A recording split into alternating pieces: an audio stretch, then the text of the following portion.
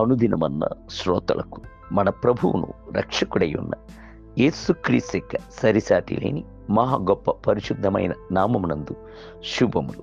నేడు 2026 సంవత్సరము ఫిబ్రవరి మాసము 5వ తారీఖు గురువారం నాటి ధ్యానాంశము.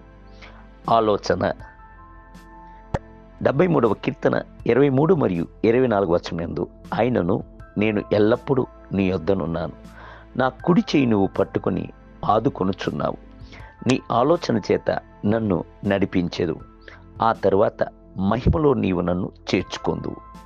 వ్యక్తిగత ప్రార్థన మనకు ఎందుకని అవశ్యము అను సంగతి తెలియన, వ్యక్తిగత ప్రార్థన సమయంలోనే మనము దేవుని యొక్క ఆలోచనలను పొందుకొనుచున్నాము.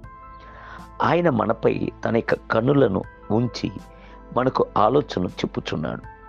మన ప్రభు యొక్క పేరు ఆలోచనకర్త అనియు యెషయా గ్రంథం 9వ అధ్యాయము 6వ వచనం. ఆయన ఆలోచన యందు ఆశ్చర్యకరుడు అనియు యెషయా గ్రంథము 28వ అధ్యాయము 29వ వచనం. యెహోవా యొక్క ఆలోచనలు సదాకాలము నిలుచును అనియు 33వ కీర్తన 11వ వచనం అని బైబిల్ గ్రంథము చెప్పుచున్నది. దేవుని బిడ్డలారా, ప్రభు యొక్క ఆలోచనను పొందుకొనుటకు ప్రత్యేకమైన సమయంను కేటాయించుడి. మీరు ప్రార్థించి ముగించిన వెంటనే ప్రభు యొక్క మెల్లని స్వరము కొరకు కనిపెట్టుకొని ఉండుడి. ఆయన మీకు ఆలోచనను అనుగ్రహించదును అని వాక్కును ఇచ్చి ఉన్నాడు కదా.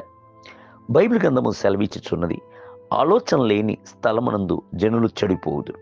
సామెతల గ్రంథము 11వ అధ్యాయము 14వ వచనం. ప్రతి దినమును మనము పలు తీర్మానములను నెరవేర్చవలసిందై ఉన్నది. పలు సమయముల యందు మనం ఎక్కడికి వెళ్ళవలెను, ఏ త్రోవలో వెళ్ళవలెను, ఎటువంటి నిర్ణయమును తీయవలెను, ఎవరిని వెళ్ళి సంధించవలెను అని మనకు తెలియక పరితపించుచు ఉంటాము. ఒక అడుగును పొరపాటుగా వేసినను దానికి వేదన నిత్యముగా అనుభవించవలసింది వచ్చును.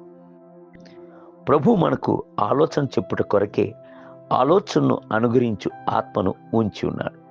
బైబిల్ గ్రంథము సెలవిచ్చుచున్నది, యెహోవా ఆత్మ జ్ఞాన వివేకములకు ఆధారమగు ఆత్మ, ఆలోచన బలములకు ఆధారమగు ఆత్మ, తెలివిని యెహోవా యెడల భయభక్తులను పుట్టించు ఆత్మ అతని మీద నిలుచును. యెషయా గ్రంథము 11వ అధ్యాయం 2వ వచనం. అంత మాత్రమే కాదు, పరిశుద్ధాత్ముడు దేవుని యొక్క మర్మములు మొదలుకొని సమస్తమును ఎరిగి ఉన్నాడు. బైబిల్ గ్రంథము సెలవిచ్చుచున్నది, మనకైతే దేవుడు వాటిని తన ఆత్మ వలన బయలుపరిచి ఉన్నాడు. ఆ ఆత్మ అన్నిటినీ, దేవుని మర్మములను కూడా పరిశోధించుచున్నాడు. కొరింథీయులు రాసిన మొదటి పత్రిక 2వ అధ్యాయం 10వ వచనం. దేవుడు మనకు ఆయన యొక్క ఆలోచనలను తన యొక్క ఆత్మ ద్వారా బయలుపరచుచున్నాడు. మోషే ఎగిప్తుల నుండి కనాను దేశమునకు సుమారు 20 లక్షల మందిని అరణ్య మార్గము గుండా త్రోవ నడిపించాడు. ప్రతి దినమును ఎక్కడ బస చేయవలెను, ఎక్కడ పాలెము దిగవలెను, ఎప్పుడు బయలుదేరవలెను, ప్రజలకు అవసరత గల సమయములో ఏమి చేయవలెను అంటే యందు దేవుడు తన యొక్క ఆలోచనను ఇచ్చాను. దేవుని యొక్క ఆలోచనను వినిన మోషేకు ప్రభు దానిని పరిపూర్ణముగా దయచేసి ఉండెను. మేఘస్తంభములు, అగ్ని స్తంభముల ద్వారా బహు చక్కగా త్రోవ నడిపించాను. ద్వితీయోపదేశకాండం 1వ అధ్యాయం 32 మరియు 33 వచనములు.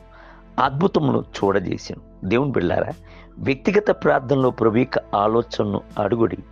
ఆయన నిత్యంగానే మీకు ఆలోచన ఇచ్చి త్రోవ నడిపించును. నేటి ధ్యానమునకే నాకు ఆలోచనకర్త అయిన యెహోవాను స్తుతించేదను. రాత్రి గడియల్లో నా అంతరింద్రము నాకు బోధించుచున్నది. 16వ కీర్తన 7వ వచనం. నేటి వేద పఠనము ఉదయము నిర్గమాకాండము 36, 37 మరియు 38 అధ్యాయములు. సాయంత్రం మత్తయి సువార్త 23వ అధ్యాయం 1 మొదలుకొని 22 వచనం. ప్రభువు మిమ్ములను దీవించునుగాక. ఆమేన్.